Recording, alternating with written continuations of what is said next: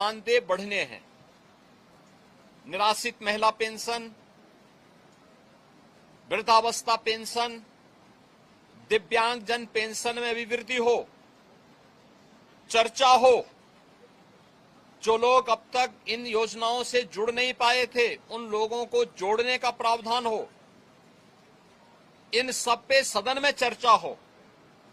लेकिन समाजवादी पार्टी का नकारात्मक रवैया सदन में और माननीय सदस्यों के द्वारा उठाए जाने वाले इन महत्वपूर्ण मांगों को मजबूती के साथ आगे बढ़ा सके, इसमें रुकावट बनी। लेकिन उस सब के बावजूद विधानसभा ने सप्लीमेंट्री डिमांड को पारित किया है और पारित करने के साथ ही बहुत शीघ्र इन सभी तबके के लिए, मैंने जो कल भी कहा था कि उत्तर प्रदेश सरकार ने आउटसोर्सिंग कमीशन का गठन कर दिया है।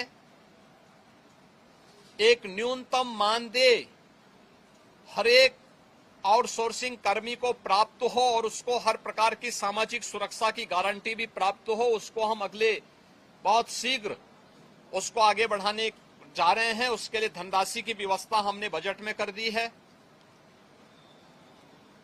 आंगनवाड़ी, आशा वर्कर, रसोईया, ग्राम चौकीदार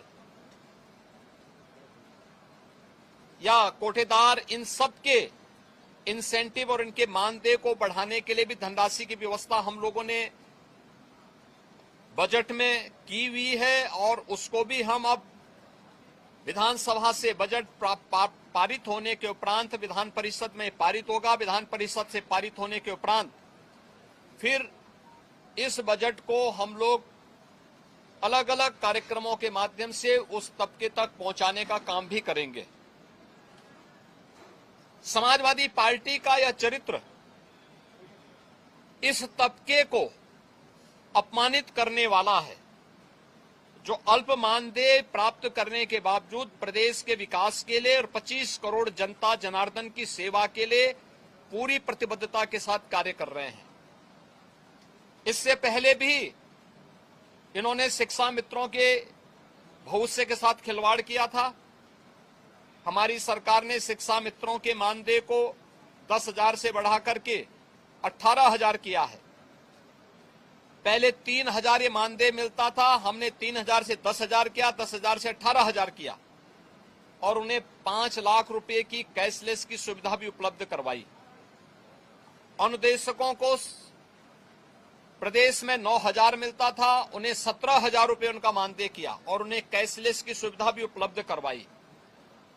बेसिक, माध्यमिक, उच्च शिक्षा से जुड़े हुए जितने भी शिक्षक हैं, इनके मानदेय को इनको कैशलेस की सुविधा उपलब्ध करवाई।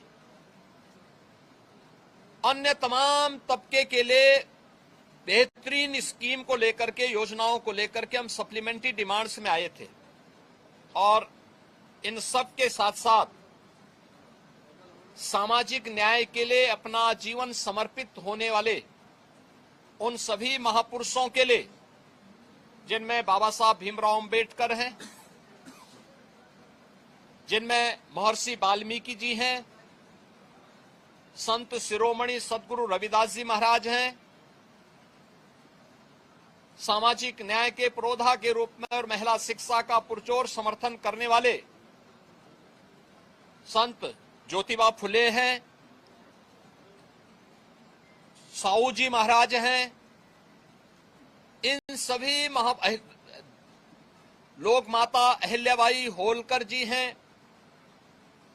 इन सब के बारे में भी हम लोगों ने इस बजट में चूंकि प्रावधान किया है 407 करोड़ रुपए उनकी मूर्तियों पे छाजन लगाने और सुरक्षित पार्क के लिए, बाउंड्री वाल के लिए इतनी धनराशि की व्यवस्था इस सप्लीमेंट्री डिमांड्स में थी, वह न पास हो, इसके लिए समाजवादी पार्टी ने लगातार सदन की कार्रवाई को बाधित किया, लगातार व्यवधान पैदा करने का लगातार प्रयास किया।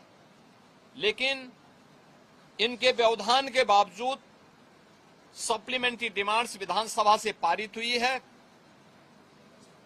विधानमंडल से पारित होने के उपरांत ये सभी कार्य तय सीमा के अनुरूप आगे बढ़ेंगे और सामाजिक न्याय के सभी पुरोधाओं को, सभी महापुरुषों को भी सम्मान मिलेगा। समाजवादी पार्टी के दोहरे चरित्र के खिलाफ, जो दलित विरोधी है, पिछड़ा विरोधी है, युवा विरोधी है, किसान विरोधी है, महिला विरोधी है, गरीब विरोधी है, इन सब चेहरे का उजागर आज उत्तर प्रदेश सदन ने किया है कि इन लोगों का चेहरा और लोकतांत्रिक और संवैधानिक और इस पूरे तबके के साथ अन्याय करने वाला रहा है, अनर्थ करने वाला रहा है।